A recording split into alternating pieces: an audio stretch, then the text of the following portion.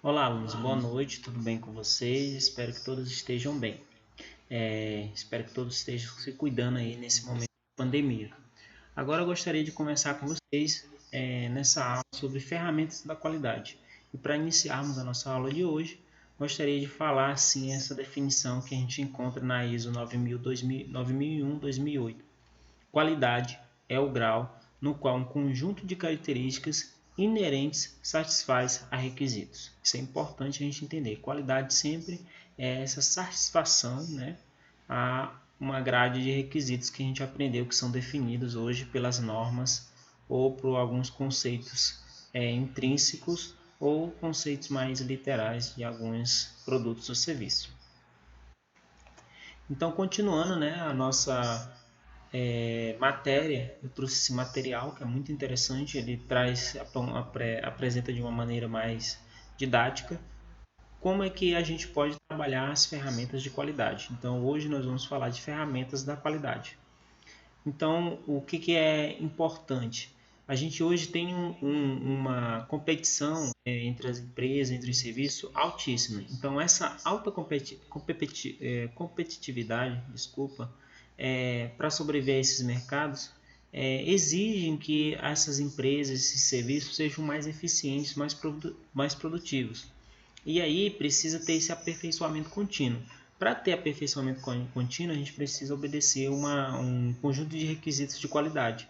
Então, por isso, a gente vai apresentar essas ferramentas que ela nos ajuda a manter esse ciclo produtivo de melhoramento da qualidade. Então, sempre é importante a gente entender que qualidade está associada aos processos produtivos, sempre entendendo que ela vai apontar, vai dar resultado aos produtos finais, aos serviços finais, e sempre visando garantir, né, que esse produto ou serviço atenda às necessidades e os requisitos exigidos pelos clientes. Então, a gente sempre fala em qualidade com aquelas definições que a gente trabalhou lá no início das aulas, que é a satisfação ao nosso cliente. Então, continuando, que ferramentas da qualidade são essas? Então, é importante a gente entender que as ferramentas de qualidade, eu pegar aqui para a gente poder orientar aqui a minha rotina aqui, as ferramentas da qualidade, elas são um grande passo, né, para assegurar a qualidade, ou seja, vai atender os requisitos. Essas técnicas elas podem ser utilizadas principalmente para definir, mensurar, analisar e propor soluções para os problemas. Então, sempre que você precisar mensurar, analisar e definir ou até mesmo encontrar problemas que se apresentam ou problemas que possam ocorrer, você vai usar as ferramentas de qualidade. Então, essas ferramentas de qualidade elas são aquilo que vai instrumentalizar os conceitos que a gente aprendeu. Então, hoje eu vou buscar apresentar uma primeira parte nessa aula, na verdade. Vou procurar apresentar uma primeira parte dessas ferramentas, para que elas servem, o que elas são, e aí se vai perpassar pelo menos pelas 7 principais ferramentas da qualidade, as mais clássicas e as que mais são utilizadas. Então não significa que elas se resumem a isso, mas assim, há várias ferramentas que possam ser utilizadas para a questão da gestão de qualidade. Porém, essas são as mais clássicas e as mais utilizadas. Então nós vamos aprender hoje um pouco sobre fluxograma, cartas de controle, diagrama de Ishikawa, folha de verificação, o histograma, o gráfico de dispersão e o gráfico de Pareto. Então essas são as 7 ferramentas básicas que a gente vai aprender aqui ao longo das nossas aulas. Então a gente começa pelo fluxograma.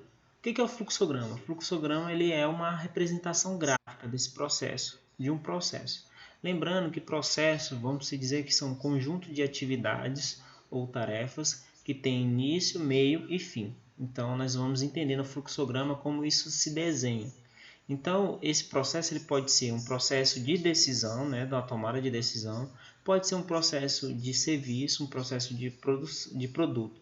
Ele pode ser sequencial. Então, essa representação ela vai colocar para as pessoas quais são as etapas a ser obedecidas e o que acontece em cada etapa. Então, normalmente a gente coloca em ordem cronológica.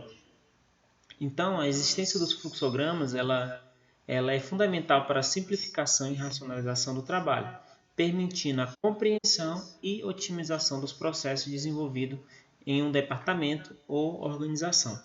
Então, o objetivo de você utilizar o fluxograma dentro da gestão da qualidade é você definir claramente a sequência de atividades, a ordem e o que deve ser feito em cada etapa. E aí você apresenta isso graficamente para que fique compreensível de maneira rápida e fácil para quem olhar aquele fluxograma. Então, vou avançar aqui e vou dizer para vocês aqui, tem um exemplo de como isso acontece. Então, normalmente, o fluxograma ele é uma ferramenta até simples. Claro que ela pode ser muito mais complexa do que a gente imagina, mas aqui a intenção não é apresentar para você a complexidade que pode se apresentar em desenhar um fluxograma de uma organização, as multinacionais, etc. Mas apresentar para vocês a existência dessa ferramenta e como ela é utilizada. Então você pode, primeiro, você tem que, para utilizar o fluxograma, você tem que entender um pouco de processos. Então, na administração a gente estuda processos justamente para entender como os processos se desenham, como eles acontecem e também falar de fluxograma. Então, essa parte talvez seja mais complicada na hora de você fazer um fluxograma. Uma vez entendido como a gente vai descrever o nosso processo, então a gente define alguns, vamos dizer que, tópicos principais. E aí nós começamos a descrever, né, sua sequência lógica. Sim, e aí, encontrando a sequência lógica, eu já posso utilizar a forma ilustrativa do fluxograma. Então, aqui no exemplo que a gente vê aí na tela, nós temos um cliente que entra em contato, e aí a próxima etapa, que é ele entrar em contato com esse serviço ou esse produto, ele solicita, né, esse serviço. Aí você faz uma elaboração de proposta, no caso aqui nós estamos falando de vamos dizer, um processo de uma contratação de algum tipo de serviço. Então é elaborada uma proposta, depois da proposta aceita, ele pode avançar. Então aqui nós aprendemos algumas coisas que o fluxo de processo ele pode ter, como se dizer, etapas críticas de decisão. Então você pode ter a decisão sim ou não. No caso, se eu elaborar uma proposta e o cliente não aceitar, ela retorna para a elaboração da proposta. Aí eu vou ter que rever. Se ele aceitar, então ele vai para a etapa do contrato. Elaborou o contrato, ele vai para a assinatura do contrato. Então, eu desenhei um processo simples desde quando o cliente entra em contato comigo, ele solicita um serviço, faço uma proposta, se aceita essa proposta, eu elaboro um contrato e assino um contrato. Então, isso é o básico do fluxograma. Ele pode ficar um pouco mais complexo? Pode. A gente pode ter vários fluxogramas interligando vários tipos de processos. Isso é relativamente normal quando a gente fala de utilizar fluxogramas. Mas para você entender que o fluxograma pode ajudar na gestão da qualidade quando eu defino, né, a sequência correta de fazer determinado serviço, de produzir determinado produto. Tá bom? E a outra ferramenta que a gente vai falar aqui, mais uma das ferramentas, né? A segunda ferramenta é cartas de controle. O que é carta de controle? Carta de controle, ela é de maneira simples, ela é um gráfico utilizado para acompanhar estatisticamente, né, o desempenho de um processo, verificando se mostra, né, se mostra se eles estão, esse produto ou serviço analisado está dentro dos limites de especificação para esse processo. A gente viu brevemente que há sempre no gráfico de controle, a gente tem um limite inferior e o limite superior. E o ideal é que o nosso processo, nosso produto esteja sempre aparecendo as ocorrências, né, ou as verificações estejam sempre dentro da mediana, nem no limite superior e nem no limite inferior. Então, para a gente utilizar a carta de controle, é importante que a gente conheça o processo gerencial. E aí a gente a partir da que a gente conheça esse processo de produção, esse processo de atendimento a serviços, eu passo a monitorar e controlar esses processos. Então sempre eu vou agir de forma a corrigir eventuais problemas quando há, né, essa situação de estar acima, né, do limite, vamos dizer, tolerável para algumas situações ou inferior ao limite tolerável também. Então isso é importante para quando a gente trabalha essa questão do gráfico ou as cartas de controle. Então, sempre olhando que quando eu controlo o meu processo de produção, eu vou estar buscando maior produtividade e maior eficiência, evitando que aconteça erros em trabalhos. Então, aqui um exemplo daquilo que eu expliquei para vocês. Então, para mim criar um gráfico de controle, eu sempre vou usar uma média, um limite superior e um limite inferior. Os gráficos de controle, eles usam muita estatística, então, assim, não é uma coisa assim, vamos dizer, fácil de se fazer. A gente tem que entender um pouco de estatística, tem que usar algumas fórmulas. Então, por exemplo, a gente usa média. Média é simples, mas a gente precisa usar desvio padrão.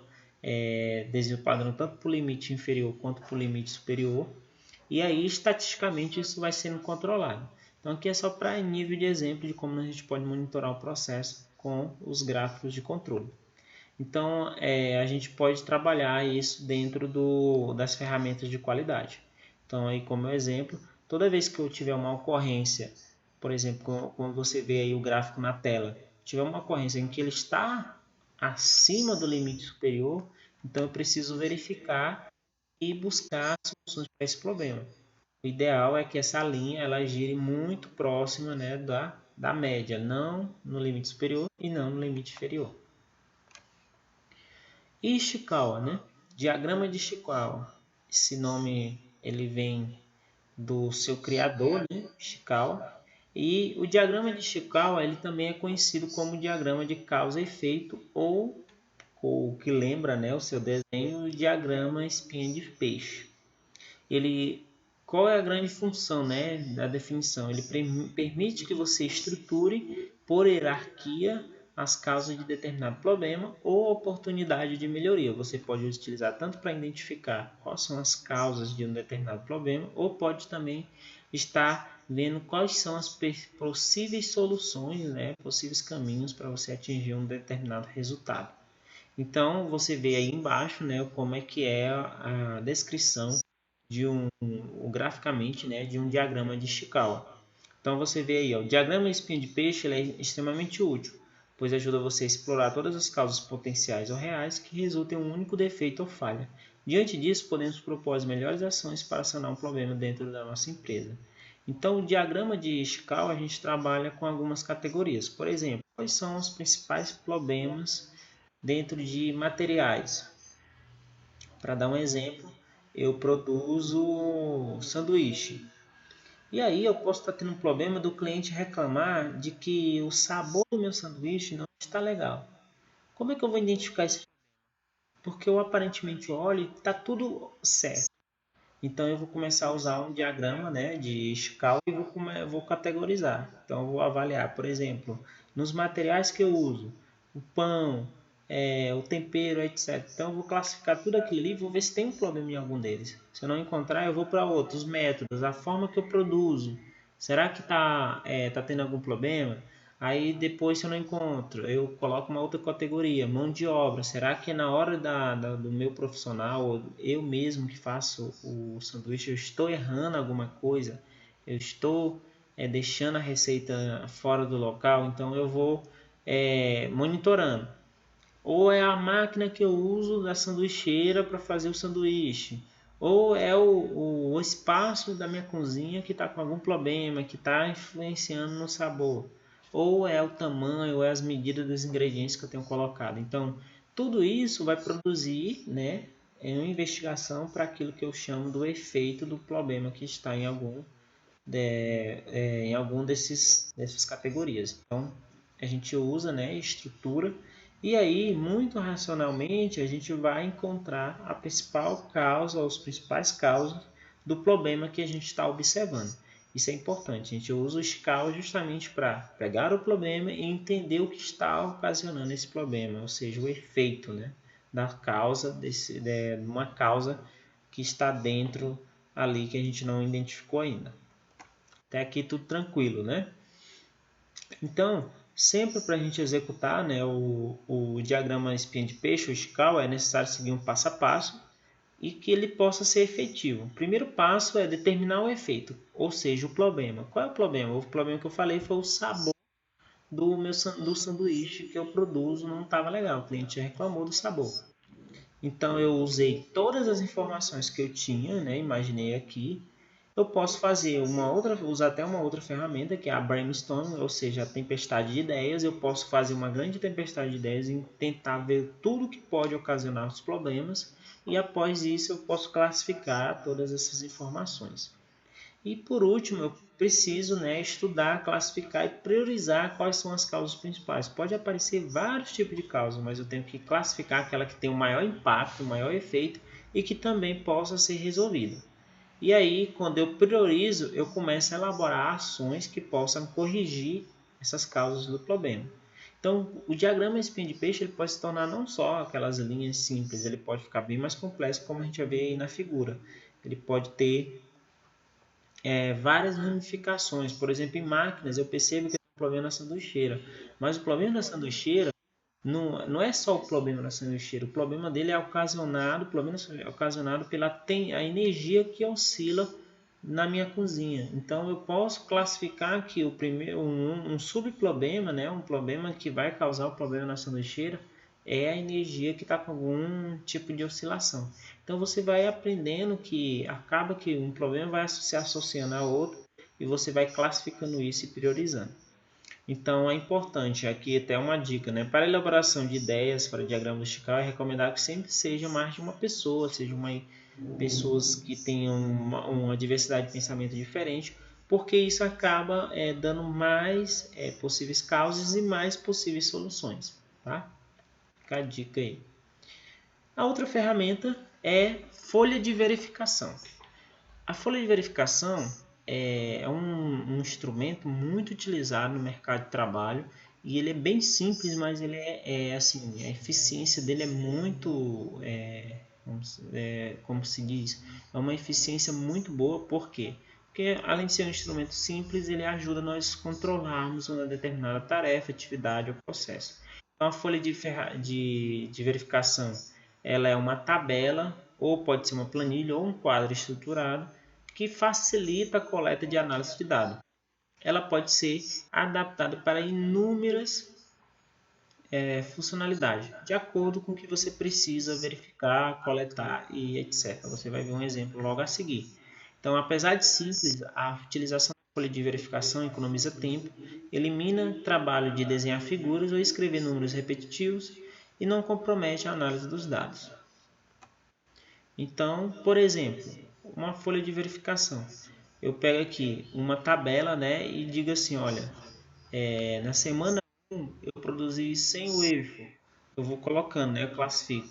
Na verdade, a folha de verificação ela é quase que a maioria das planilhas de Excel que nós utilizamos nas nossas diversas atividades e serviços. Quem trabalha em algum tipo de serviço administrativo, muito provavelmente tem um Excel que faz um controle de informação. Isso pode ser considerado uma folha de verificação. Uma outra é, por exemplo, quando você elabora um checklist, por exemplo, com sim ou não. Então você pode dizer assim, ó, o tema foi definido, sim ou não. Lá, o e-book foi elaborado, aqui um exemplo de uma elaboração de e-book, né, um livro eletrônico. Então você pode utilizar também isso. O exemplo ao lado, que parece uma tabela do Excel, é quando você faz um levantamento da produção mensal de biscoito. E isso é interessante porque a folha de verificação são modelos diferentes, mas são modelos de folha de verificação. Isso é importante para controlar e isso pode lhe ajudar a estar identificando uma série de situações. Um outro gráfico muito utilizado, né, com as ferramentas de qualidade a gente chama de histograma. E o que é um histograma? Um histograma também é conhecido como uma distribuição de frequências, ou seja, uma representação gráfica em colunas retângulos de um conjunto de dados, previamente tabulado e divididos em classes uniformes. A gente usa muito o Excel para trabalhar com histograma. Então, a base de cada retângulo representa uma classe, a altura de cada retângulo representa a quantidade ou frequência com que o valor dessa classe ocorreu no conjunto de dados. Então, por exemplo, eu posso fazer um histograma mensal, ou seja, janeiro, fevereiro, março, abril, junho, maio. Então, o histograma pode ser o seguinte: janeiro, janeiro não, embaixo a base ser os meses e na altura ser a quantidade de determinado produto ou serviço que eu vendi. Então eu posso ser um gráfico, o gráfico de histograma vai ser basicamente essa representação. Então o histograma é muito utilizado para justamente fazer a apresentação de dados em relação a comparar em relação a períodos, né? Então pode ser diário, semanal, pode ser por horário, depende muito do que você vai analisar. Por exemplo, por horário, eu posso fazer um histograma de quantas ligações por hora eu recebo na minha pizzaria. E aí eu faço um histograma pegando de 0 hora, ou pego da primeira hora que eu funciono até o final. E eu vou meio que descobrir, né, quais são os horários de maior pico e de maior demanda por pedidos na minha pizzaria. E eu faço uma representação gráfica disso através do histograma, tá bom? Então, o histograma a gente pode se perguntar, né? Ele pode gerar algumas perguntas. Que tipo de distribuição os dados sugerem? Como eles estão localizados? Eles são simétricos, eles simétricos ou assimétricos, entendeu? Como eles estão dispersos, quais os horários de pico, quais os horários que não é, qual o mês que eu trabalho mais, qual o mês que eu trabalho menos. Então, isso tudo você vai conseguir analisar a partir de um histograma, ou seja, a partir dos dados apresentados nessa representação gráfica. Então, a gente tem aqui uma fórmula, vamos dizer, mais complexa, né, de elaborar um histograma, mas ele pode ser, por exemplo, você coletar os dados com um número maior de 30, ou seja, aqui você está utilizando uma fórmula estatística, né? Determinar a amplitude, né? Qual vai ser o maior valor, o menor valor. Determinar a classe, ou seja, tem aí uma fórmula. Determinar o intervalo da classe. Determinar o limite da classe, maior e menor valor levantado. Determinar a média, limite inferior, limite superior. Determinar a frequência de cada classe.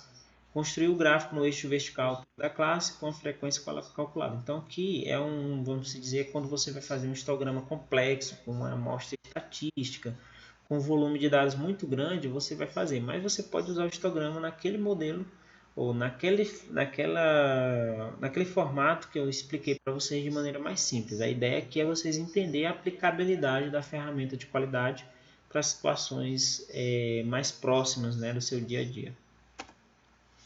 E o gráfico de dispersão? O que é um gráfico de dispersão? Importante, eu creio que alguns já tenham visto esse gráfico, tenham visto isso nas provas de ensino médio, Ele é muito utilizado por diversos estudos.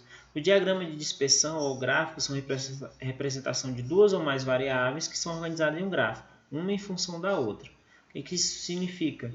Significa se existe ou não uma correlação entre duas variáveis. Por exemplo, entre uma correlação, né? Quais os dias em que as pessoas pedem mais pizza? Usando o exemplo da pizzaria. Aí eu posso fazer uma correlação entre o número de pedidos de pizza e os dias da semana. Então eu posso, por exemplo, pegar o dia de terça-feira. Então eu vou pegar o dia de terça-feira e o número de pedidos de pizza e fazer uma correlação. Se eu ver que não há muita correlação, então assim, essas variáveis, né, ela pode ser positiva ou negativa. Então eu posso descobrir que no sábado ou talvez no domingo a correlação positiva, né, de pedidos e o dia da semana e pedidos. Ou eu posso ter uma correlação entre sabores de pizza e o número de pedidos. Então eu posso fazer, vamos dizer, algumas simulações e entender se essas variáveis elas são positivas ou negativas.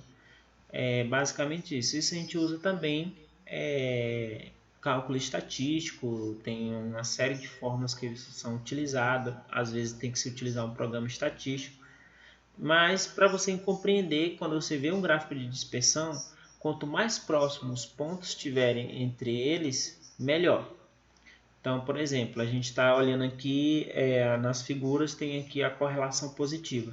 Então, quanto mais próximos positivamente, né, as duas causas estão se aproximando, isso é uma correlação positiva.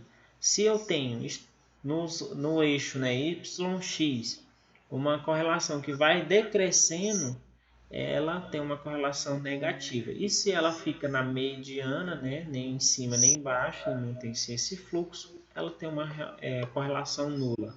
uma não influencia a outra, basicamente é essa a interpretação. Então aqui tem mais alguns exemplos, né? Por exemplo, a correlação entre peso e altura. Eu posso fazer aqui uma tabela, né, entre o aluno 1, aluno 2, aluno 3, aluno 8, e posso associar a idade à correlação com peso, ou idade com correlação à altura. Isso pode ser trabalhado dentro da coisa. Então aqui a gente tem um exemplo, por exemplo, entre peso e altura a gente tem uma correlação positiva. Então, por exemplo, quanto maior o peso, tecnicamente apresenta, né, nessa tabela dos alunos, quanto maior peso, maior altura, ou maior altura, maior peso. Já quando a gente analisa peso versus idade, a correlação não tem correlação nenhuma, porque está todo disperso. Tem gente com vamos dizer, a idade muito pequena, mas o peso alto. Outros com a idade muito avançada, mas o peso baixo. Então, essa correlação não é positiva nem negativa, ela é sem correlação, é nula. E temos uma outra ferramenta aqui, que é o gráfico de Pareto. O gráfico de Pareto ele tem uma metodologia fácil de se entender e ele tem uma regrinha que é muito utilizada no mundo da administração, que vocês vão ver aqui.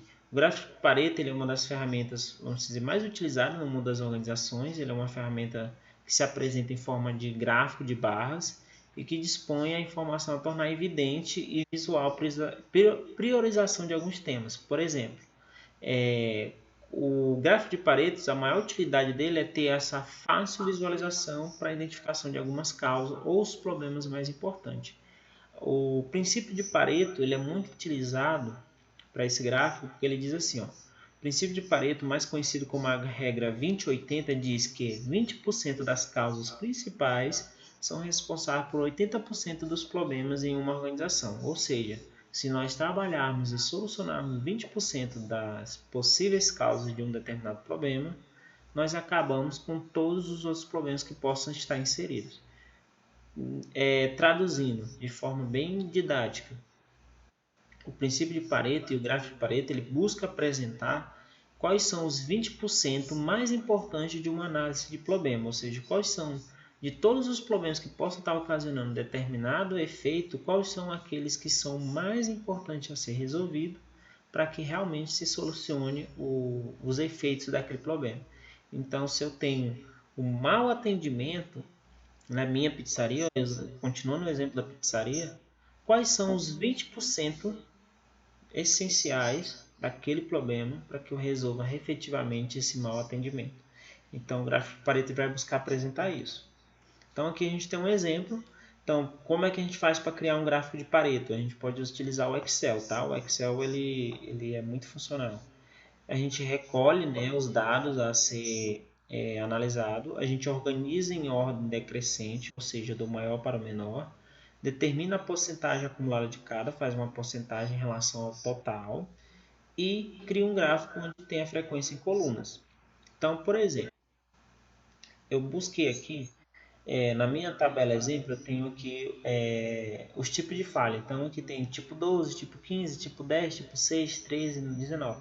Pode ser problema. Problema 1, 2, 3, 4, 5, 6. Aí tem as ocorrências. 61, 26, 30, 28, 5 e tal.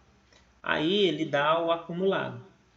O que acontece? O tipo 12, ele tem a ocorrência em 61% 61 ocorrência. Porém, no acumulado ele só representa, ou seja, 31%. O que isso quer dizer, gente? Aqui é a hora da interpretação. Para mim, não é importante somente o número de ocorrências apontada. Não é. Eu preciso ver o tipo de ocorrência e o impacto dela no acumulado. Então, por exemplo, eu tenho aqui o tipo 13 e o tipo 19, que eles têm 5 ocorrências, mas eles apresentam um acumulado de 80%, ou seja, ele tem uma porcentagem muito alta em relação às demais falhas. E isso faz com que ele seja os tipos, vamos dizer, mais importante a ser analisado, tá bom?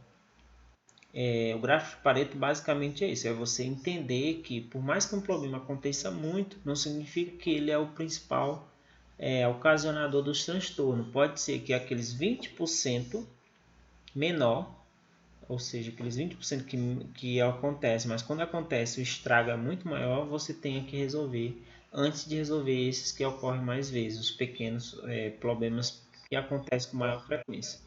Ok? Então, gente, para a gente encerrar essa aula, eu creio que a gente ficou bem claro aí. As ferramentas apresentadas elas podem ser usadas conjuntamente ou separadas. Então, é importante que a gente entenda que elas são aplicáveis nos mais diversos ambientes, seja de baixo ou alto grau de complexidade. Depende muito de você aprender a utilizar. Recomendo você aprender a utilizar esses gráficos no Excel. Se tiver curiosidade, busque aprender a fazer gráficos no Excel. É muito importante para análise, para entender problemas e para resolvê-los também. E essas 7 ferramentas elas são uma das principais ferramentas que a gente pode utilizar e pode ser colocada aí, né, no mundo da gestão da qualidade e produtividade. Então, espero que vocês tenham entendido até aqui. Se tiver dúvidas, mais uma vez, recomendo vá até o nosso contato do WhatsApp ou vá até a secretaria da escola, né? Mande mensagem e peça ajuda para que a gente possa lhe auxiliar. Tá bom? Nesse momento de aulas virtuais, é importante que você tire suas dúvidas, que mande suas perguntas, que a gente vai estar prontamente disponível para respondê-las. E antes de encerrar essa aula, deixa eu só mudar aqui a tela. Eu gostaria que a gente fizesse a tarefa. E a tarefa que eu quero que vocês façam é o seguinte. Anotem aí, tá? A tarefa é assim. Você vai entregar um modelo de fluxograma para atendimento de pedidos por WhatsApp de uma pizzaria. Anote aí. Se ficar alguma dúvida, pergunte para a gente. Repetindo, você vai entregar o modelo de fluxograma que foi apresentado nessa aula lá no início. Você vai pegar o modelo de fluxograma e você vai montar, né, o seu fluxograma para atendimento de pessoas, né, que vão pedir pizza na sua pizzaria pelo WhatsApp. Ou seja, resumindo a ópera, você vai desenhar como é que você vai atender o cliente desde o momento que ele entra em contato pelo WhatsApp da pizzaria até o momento que você entrega o pedido. Você vai definir o fluxograma desse processo, tá bom? Então espero que você consiga entender essa tarefa. Se tiver dúvida, questione que a gente vai poder explicar. Do mais, agradeço você ter ficado até agora e aí eu vou aqui encerrar a nossa aula e aguardo você até na próxima aula. Façam as tarefas, faça a tarefa 1, que já foi passada, faça a tarefa 2 e a gente já está partindo para o final da nossa matéria. Mais ou menos aí 2 aulas a gente já está encerrando essa disciplina. Tá ok? Obrigado a todos e até mais.